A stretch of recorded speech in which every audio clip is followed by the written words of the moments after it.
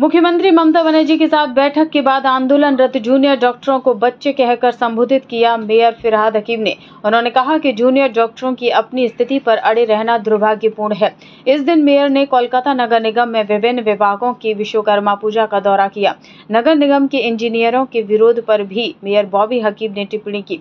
उन्होंने कहा कि सभी न्याय की मांग करते हैं, लेकिन जो लोग इसे बढ़ा चढ़ाकर पेश कर रहे हैं वे दरअसल एक हंगामा पैदा करने की कोशिश कर रहे हैं। मेयर ने इंजीनियरों की विरोध रैली का पलटवार किया, यह कहते हुए कि सुप्रीम कोर्ट में मामला चल रहा है और सीबीआई जांच कर रही है। हमें पूरा विश्वास है कि वास्तविक दोषियों को कड़ी सजा मिलेगी।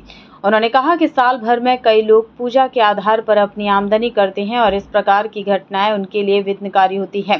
काले गुब्बारे उड़ाकर समस्या का समाधान नहीं होगा, बल्कि बातचीत के माध्यम से ही सभी समस्याओं का समाधान संभव है। उन्होंने यह भी कहा कि आंदोलनरत जूनियर डॉक्टरों को अपने काम पर लौट आना चाहिए।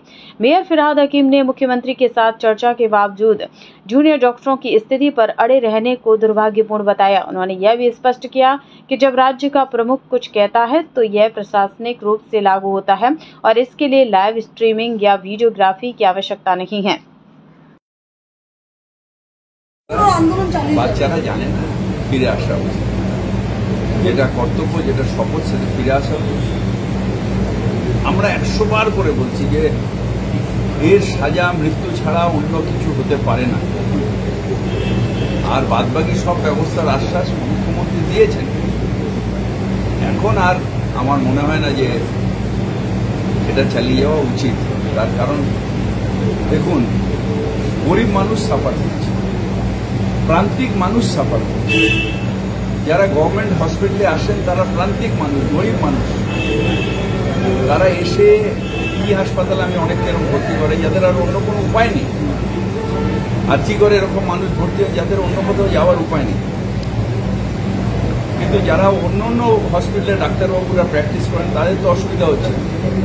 যারা অ্যাফোর্ড করতে পারে যে পেশেন্টরা, তাদের তো কোনো অসুবিধা হচ্ছে না। তারা তো বড় হসপিটালগুলোতে যাচ্ছে, সেগুলো খোলা আছে। উল্টে সেই সব ওপিডিতে সেই সব জায়গায় ভিড় বেড়ে গেছে।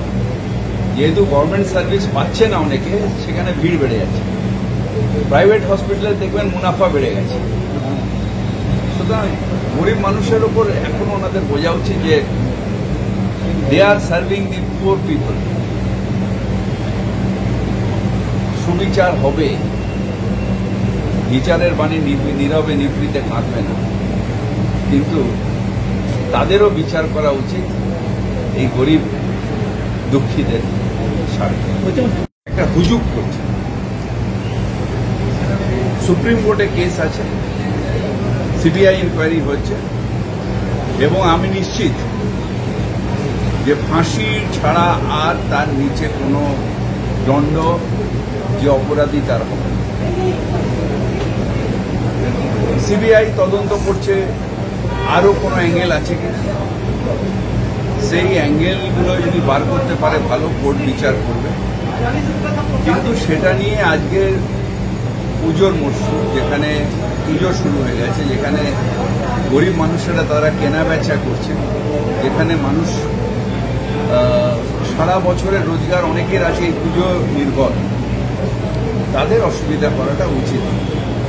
আমরা প্রত্যেকে চাই দৃষ্টান্তমূলক শাস্তি এবং আমাদের মেয়ের যে ধর্ষণ হয়েছে, যে হত্যা হয়েছে, তার প্রকৃত বিচার আমরা প্রত্যেকে চাই এবং আমি নিশ্চিত ভারতবর্ষের আইন, ভারতবর্ষের সর্বোচ্চ আদালতে যে আমরা বিচার পাবো। এবং মুখ্যমন্ত্রীকে ধন্যবাদ জানাই যে কালকে বসে জুনিয়র ডাক্তারদের কি সুবিধা অসুবিধা দেখেছেন, যেগুলো উনি মনে করেছেন ঠিক সেই কাজগুলো করেছেন এবং সব সমস্যার সমাধান কালো বেলুন উড়িয়ে নয়, আলোচনার মধ্যে দিয়ে সমাধান করতে হবে এবং সেটাই হচ্ছে।